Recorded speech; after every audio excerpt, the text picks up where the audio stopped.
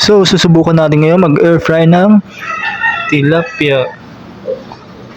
Sabay ng chicken skin. At ito na sila, pinagsiksik ko na lang.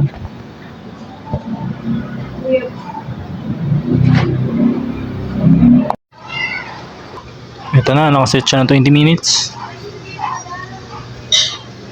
Tapos ibabaliktad natin another 20 minutes.